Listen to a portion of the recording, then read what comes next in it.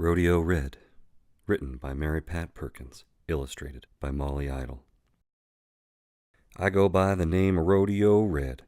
My best friend in all the world is my hound dog, Rusty.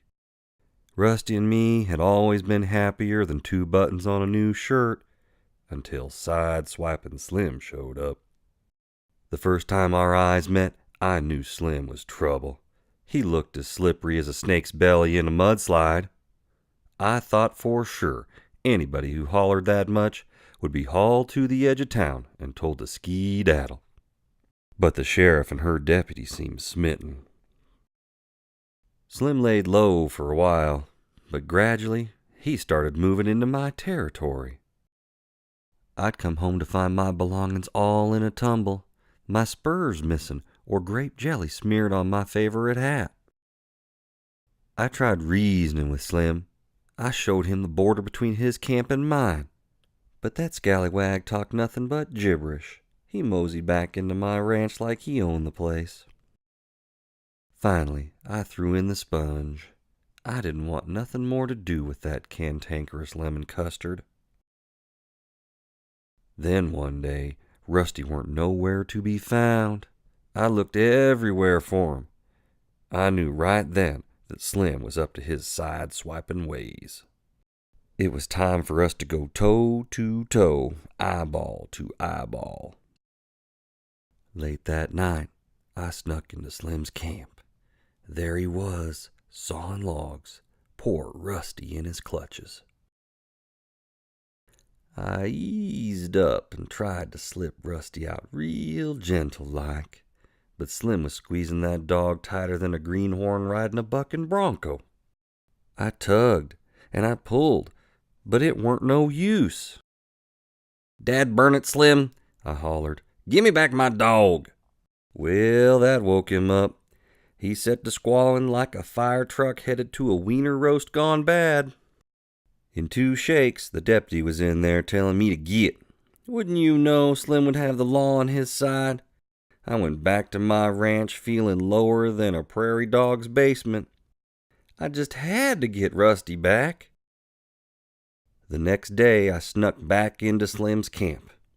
I swung my rope and caught Rusty round the middle. But Slim let into a fit loud enough to cause a stampede. The sheriff showed up, and well, what followed weren't purty. She dropped me into a holding cell quicker than you could say lickety-split. I was madder than a bee in a Sunday bonnet.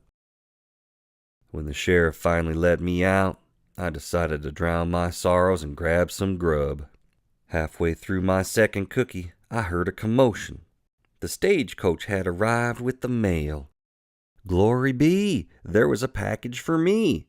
It was a belated birthday gift from Aunt Sal. Now, Aunt Sal is a good old gal, but truth be told, she's a city slicker. I was hoping for a sturdy set of boots or a good piece of rope. Instead, I got some sort of varnished varmint. It looked lazy and addle-brained to me. I doubted it could even keep mice out of the barn. And then an idea lit up my noggin. I sauntered into Slim's camp, bold as a new nickel. I had that sissified simpleton in my arms, cuddling it like it was the best thing I could ever think to do. Slim's eyes shone like 2 full moons. He stretched out his hands and said, "Gimme, gimme, gimme." I took my time, petting it real slow-like. "You want this critter?" I looked him square in the eye. "You gotta gimme back my dog." Slim hesitated.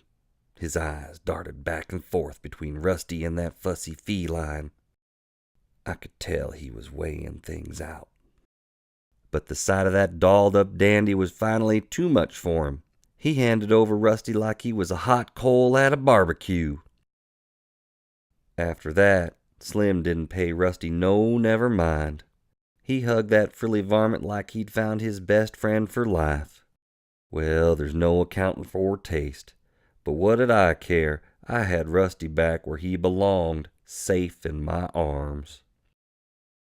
It was time to put my boots up for a spell before the next adventure. I tucked Rusty close and we headed back to the ranch, happier than two freckles on a sunny cheek.